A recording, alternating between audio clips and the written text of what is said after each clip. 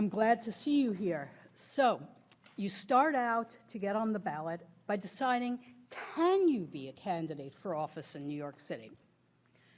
And that's not necessarily the easiest question. First of all, if you want to run for mayor or public advocate or controller, one of the citywide offices, you don't have a residency requirement in New York City. You have to be a resident when you take office. You do have to be registered as a member of the party you're registered in, or you have to get the consent of the party that you're running for office in. If you're running for a countywide, borough-wide office, or a president, district attorney, you again have to live in the county on the day you take office and be registered. It's the same rules, but it's in the borough and not in the city. I don't know if anybody here is working for or wants to run for civil court judge, but there are additional requirements for that in terms of age and New York State residence for 5 years and admission to the bar for 10 years. And the other residency requirements that are more precise, they don't apply to that office. For city council, which a lot of you are interested in because this is the year for it, again, you don't have a residency requirement until you win the election. But I also want to point out to you that if you're going to put on your Brooklyn petition that you live in Nassau County because you have to put your legal and registered residency address, it may not go over too well for the voters. Residency, if you put it on your petition, it has to be real. You have to actually live there. That doesn't mean it's the only place you live. You could have your apartment in Brooklyn, and you could have a place out in Shelter Island, and you could use either one of them as your legal residence or your voting residence as long as you're legitimately a resident of them. But you have to be, it's not a mail drop, it's not a friend's house, it's not a place you hope you're going to move into after you are elected. It has to be real. And then for state assembly or state senate, which are next year's batch of elections, there are, again, residency requirements, and these are in the New York State Constitution. These are different. 5 years in New York State, a full year by the time of the election where you're running for office, and the rest of it is the same. Every single person who runs for office, with very few exceptions being people nominated by, let's call them minor parties who might be nominated at a nominating convention, you have to gather a certain number of signatures, and those signatures all have to be from registered voters. They have to be from registered voters in the party that you want to be elected in, and they have to live in your district. And that, in a nutshell, is petitioning. The election law and the city charter have the number of signatures that you need set out in them. And those signatures, which I have listed here, these are from the law. If you're running for a Republican or a Democratic nomination, these are your signature requirements.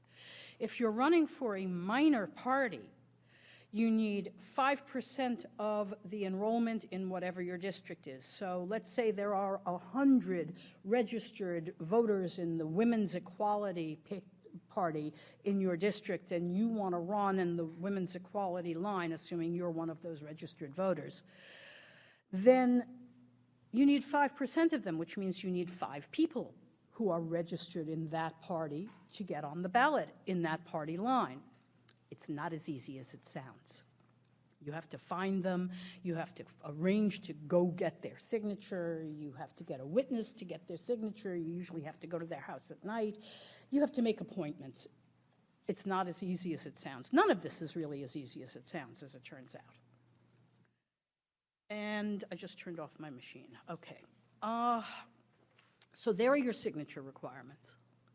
And those are registered in your party, and they are the minimums. Minimums are the number that you need to have after all of the junk that comes in with the signatures that you collect gets thrown out, if you get that far. So a campaign should usually collect a multiple of the number that is required. So if you want to run for city council and you've got a 450 signature requirement to run as, let's say, a Republican for city council in your district, really you should collect 1,500 to 2,000 signatures for that. Democrat, the same thing. First of all, it makes a good impression. People say, oh, this person has support. This is somebody who's running for office for real.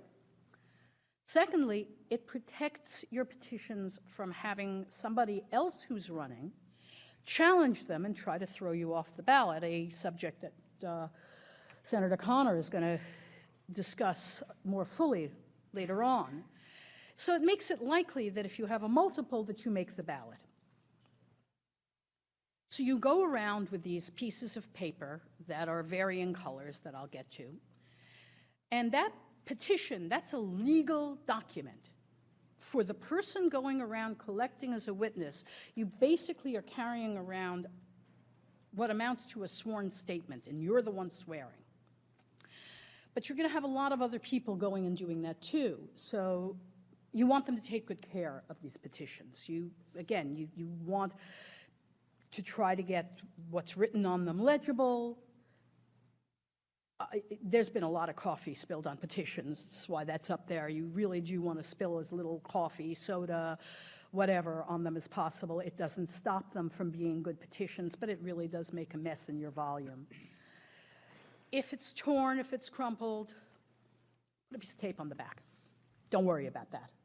The petitions that people challenge are the ones that look beautiful and pristine and like they were written in somebody's kitchen table. The ones that are taken out on the street or door to door, they get crumpled. So when you're looking at somebody else's petitions, check them out.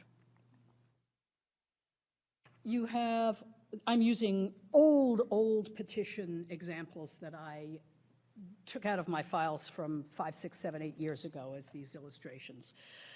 And a petition has 3 parts to it. It's a long sheet of paper. You have the top. On the top of the petition, and there's on the Board of Elections website, there is a sample petition. There are 2 sample petitions. There's a designating and a nominating. Make sure you get the right one. If you are not running for a major party nomination or a party nomination, you are going to want the nominating petition for your independent party, which we'll get to later. But if you're running in a party that's a party that has a ballot line, you want a designating petition. I once had to throw out 1,000, probably 800 to 1,000 signatures that somebody got on the wrong form, and they had to start all over. It happens. So in that part, you need to put, it needs to be set up like you see here, the name of the candidate, and that name is as it appears on your voter registration.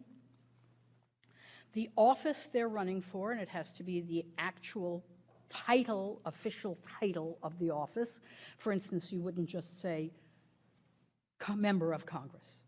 You wouldn't just say city council. You would say member of the city council, city of New York, and you'd put the district, you'd put everything in there. And then your place of residence, and again, we're talking about residence, that's what I discussed before, where you are registered to vote, which should be where you actually live. The second part of the petition, which you're going to spend the most time on, is where you get people to sign. The only requirement for the voter is that the voter sign their name on the line where it says name of signer. Frequently, that's broken, as this one is here, with a line that you can print the name underneath. The voter does not have to print their own name. Your witness can print the name. They don't have to print their own residence address. You can write it down. That sometimes helps trying to figure out what the voter who was in a hurry scrawled and what abbreviation for Harlem River Drive or Riverside Drive they picked this time to do it. That you want to try to get this right.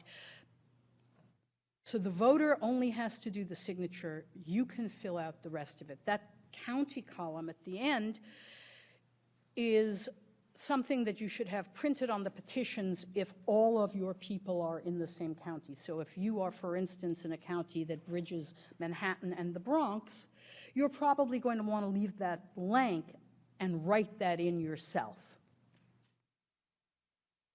The third part is the sworn statement of the witness. Witnesses should make sure that they don't let go of their petition sheets until somebody makes sure that all of the information in there is filled in and correct, and then you turn it over to the campaign. The best idea in practice that I've found is to print your name in the first line where it says name of witness and then not do anything else, so that if you misplaced your petition sheet, somebody else doesn't pick up your half-filled petition sheet and have it filled out by somebody else, and then nobody knows who's going to witness it because there is no single witness and the sheet's garbage. The witness ID number at the bottom should be correct. It is the county in which the witness lives. It doesn't have anything to do with where the candidate's running. And you leave the sheet number blank because that's for the binding. Any registered voter from New York State from anywhere in New York State, who's registered in the party of the petition can be a witness. You can have somebody come from upstate. You can have somebody come from Long Island. It doesn't matter as long as they're a registered voter in your party in New York State. There are also other sworn statements that you can substitute at the bottom. A notary public or a commissioner of deeds, which is a New York City or county thing where you go sign up and get something that permits you to swear people in. It's like a notary public. But if you are doing it with a notary public or a commissioner of deeds, there's an alternate witness statement that requires that each person who signs be sworn in, which means that as you give it to the person, if you're a notary, you're required to say, can you prove to me who you are? Where's your ID? Obviously, this is a less than ideal way to interact with people on the street, but it's very useful if you don't have anybody to witness your petitions from your party, or it's an independent party petition. Independent as opposed to independence. Independence is a minor party that's got a ballot line. Independent is what's also called blank, not enrolled in a party. Types of petitions, some of them reach from here to the floor. They've got 25 different candidates on them, mainly from clubs, called an omnibus. The other ones might have just you on there. That's the petition counts, every signature counts for every single person on the sheet. However, if one of the people gets challenged who's on that sheet, it doesn't affect anyone else. Underneath the names of the candidates, and sometimes different under the name of each candidate, is something called a committee on vacancies. And it's not required, it used to be required. If you do it, make sure you make it consistent from one petition to the other, and you have them on all of them or none of them. Usually people look to see at the Committee on Vacancies just to see who's supporting you. That's what it's generally used for. On the other hand, what its function is if you get hit by a bus, they can replace you.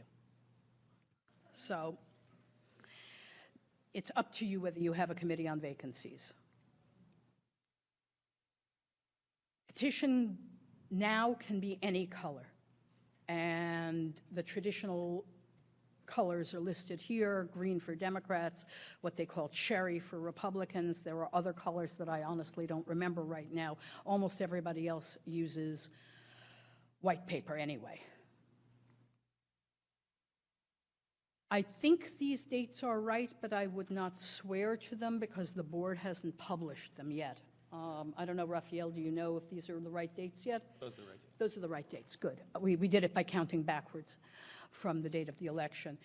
You can collect starting on day 1 at midnight and ending, you really should start to wind it up well before the end because you have to bind them and you have to go down to the board, and you don't want to be at the board on midnight at the last day.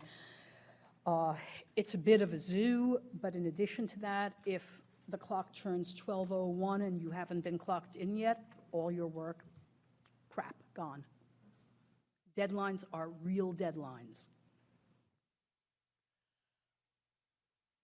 You can let anybody sign your petition who wants to sign your petition. And this is another reason why you want to get a multiple, because there are the people who sign petitions in New York, a lot of them sign every petition that people put in front of them. So if you get that, and then your opponent gets that signature, and then another opponent gets that signature, only the person who got it first stays on the ballot if it's challenged.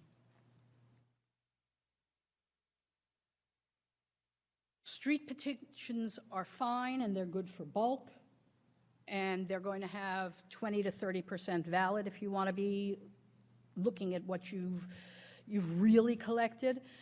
But it's better if you get lists of the Democrats in each district, in each election district, in each building, hand them out to people in the campaign, and you go ring bells, knock on doors, and say, you are a registered Democrat, and so forth. So, again, you can collect them untargeted or targeted. You have a much better, you'll have a 60, 70, sometimes even 80% valid rate if you do it door to door, compared to 20, 25% if you do it on the street.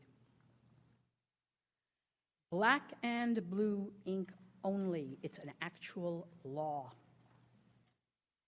Green ink, the signature goes. Purple ink, the signature goes. And if you see them signing and they are signing S. Steiner, let's say, you say, you need to sign with the first name because it's not valid. There's a challenge called no first name. If you've only got an initial, the signature won't be valid.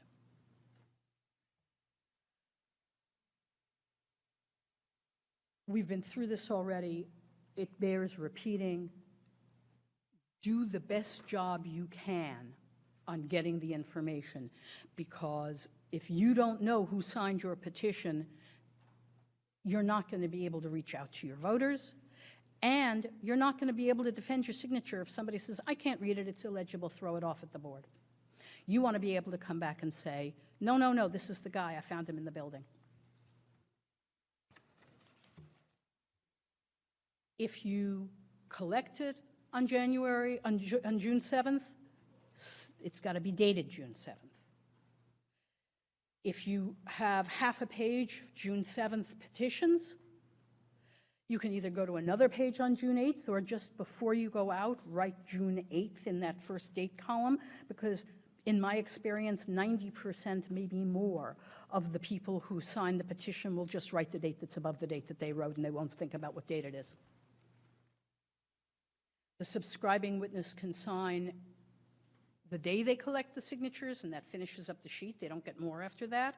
Or they can do it any time after that. So you don't have to have them come back to, let's say, the club or your office or whatever it is that same day. They can sign it a week later. They can sign it right before you file it. But it has to be after, equal to or after the date that the signatures were gotten. You have to see every signature that you collect, that you're witnessing. You have to see those signatures yourself, which means that if your friend is at the hallway 17 doors down in the building, and you're here, your friend has to sign the ones that they collected, and you sign the one that they collected. You can't put them together because you were all in the same hallway at the same time. The other thing you can't do is somebody says, oh yeah, my husband's inside, and I'll just get him to sign the petition. Well, no, you have to see it. He has to come out or come to the door to sign. Do not go into strangers' apartments in New York City. Somebody says, oh, I've been meaning to register to vote. Or, I know I live in Manhattan now and I just moved from Brooklyn, can I sign anyway? They can sign, but it won't count. And you might be well served to carry a bunch of voter registration forms with you and give them out to people so that they can make the changes. Remember, if they want to change their party, if they were, let's say, unenrolled, or they were a Democrat and they want to now register as a libertarian, that change of enrollment won't be valid until next year. New York has a law that says that you have to change your party enrollment before the last year's election, general election. Every correction gets initialed. Corrections are fine, initials. Just initial anywhere you change anything, or the witness changes it. You can change it, you just have to initial it. And don't sign a sheet you're witnessing, your signature won't count. I can sign his, he can sign mine, if you're both carrying for the same candidate, but don't sign your own, it just won't count. And don't sign your opponent's petition, because after you sign your opponent's petition, all of the other signatures you get after that, again, garbage. So it's a very friendly thing when you meet somebody in front of the supermarket and you're both petitioning to say, oh, I'll sign yours, you sign mine. Don't do it.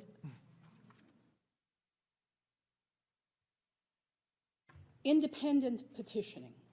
Now, this is a primary election, and most of what I said, or actually everything I said, is pretty much the same for independent petitioning, which is petitioning for a party that does not have a ballot line. If you want to get on the ballot, you can run for office as the candidate of a party that you name all yourself. You can name it the, Sarah Steiner running on the Sarah Steiner party. And the petitioning period for that follows the petitioning period for the primaries. Pretty much the same rules for everything. This is an example of an independent party petition. You you make your name of your party, you make your symbol for your party, you need a symbol also, you put it on, you start collecting during the dates that there are, and you go. When you're naming your party, these are the rules. Not a derivative of one of the 8 established political parties, although there's some debate about where that ends right now because of some things that happened recently at the board. And 15 characters or less. So you can name your party the 50-character long thing, but at the board they'll dump it and they'll give you a 15-character name, which you could also choose yourself when they let you know that you have a bad name.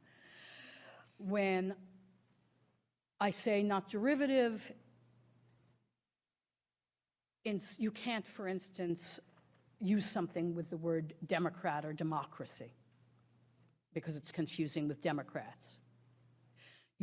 And that throws you off from the beginning. That's not a curable defect. You can submit as many signatures you want, you're done. If you've used somebody else's party name, you will 99 times out of 100 get thrown out. So independent petitioning, if you're running outside the party system, basically the same rules. For a signature to be valid, it has to be somebody who didn't sign any of the party petitions, so that makes it a little harder. The other thing that makes it harder is that the numbering is different. Instead of 500 votes, let's say, for assembly, you need a certain percentage of all the voters in the entire district. So you may need 3,500 signatures instead of 500. Watch your rules. So once you've got this heap of green or pink or white sheets lying there on your table, what do? You put them together into volumes, and that is the beginning of what's called binding. Seriously, know what you are doing. If you make a mistake binding and creating the actual petition, it can be fatal. So make sure you find someone who really knows what they're doing. Some of those people are election lawyers. Some of them are experienced campaign personnel. Every volume, and a volume is a stack of petition sheets that's been clipped together, has to have a volume number. The board gives out the volume numbers. You could go get them tomorrow. They're available over the counter. You go to the 7th floor of 32 Broadway and you say, "Hi, I need volume numbers," and you fill out a form that says, I'm going to be the one who uses these. They are for use in this election by this party, and you get your volume numbers. Make sure it's the right county, make sure it's the right party. Get a couple of extras, you don't know what you're going to need. So when you've got your bunch of petition sheets and your volume number stickers and your pens and your little ACO fasteners and some packing tape and some reinforcements for when it falls apart, you start binding. And this is an ACO fastener, and there's an ACO fastener going through holes. This is what it's supposed to look like. And then you wrap packing tape around it so it doesn't open up, and you then have a bound volume. That's when that sheet number that you see in the bottom right, circled there, that's when you fill those in. The person who's binding it numbers them. 1, 2, 3. If somebody put a number on the sheet, cross it out and put the number that's real. As you're doing it, you look to make sure, you do another look at each page of the petition to make sure there aren't any mistakes that you can see. If you have another volume, my preference is to start from 1 again. There are people who start from the next number. If you make a mistake in numbering, you might have a chance to correct it. Check it twice. And you don't have to have a certain number of pages in a volume. You can put all your pages in one volume that's this thick. You can put 10 volumes of 50 sheets. You can do anything you want. You do not need to worry about it, assuming you've got 10 pages or more. If you have fewer than 10 pages on a petition, there are other rules, including that you don't need a cover sheet, which I'm going to get to. Most of you will need cover sheets. So you could have done 3 beautiful volumes, and then somebody comes in with their last 6 sheets, and you've already bound them, and you're not going to waste them. Make another volume. That's why you need more volume number sheets. Make another volume. It'll be all right. If your pages fall out, if they're ripped at the top and they fall out and they're loose, that is not what the board considers to be securely bound. So remember reinforcements? That's what they're for. Literally, shake them to make sure your pages don't fall out, because that's what the board's going to do. Then you put your volume number on the top sheet. Do not put it on top of the tape that's holding it together. It'll cause all sorts of problems for the people in Raphael's office there. And they'll complain to Mike Ryan. A petition is defined as the sheets that are filled out and the cover sheet together. You have to file the cover sheet with those, or you don't have a petition. You have a bunch of pieces of paper. It has to have all the same information as the petition, plus a list of the volume number of every volume, and a line at the bottom that says, yes, we have enough signatures. It looks basically like this. And where it says there, total number of volumes in petition, if you say 5, you better have those 5 numbers being, you better not have 4, you better not have 6. It's got to be right. You also have to make sure that you didn't make a typo in the volume numbers. You didn't leave out one of the series of zeros. You didn't reverse 2 of the digits in your typing. Check it really carefully, and when you're done, check it again. It has to be complete, correct, and it has to match the volume. If you somehow do screw this up, you will have 1 chance, no more than 1, and sometimes not 1 chance to fix it. If you screw it up again, you do not get another chance. You take your petitions, which includes your cover sheet, and you come to 32 Broadway, 7th floor.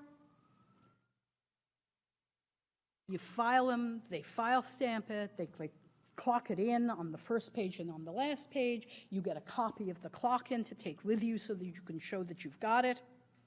Get that. And then keep an eye on it. And you should keep a copy or a scan of your petitions. It comes in very handy. If you do all of this correctly,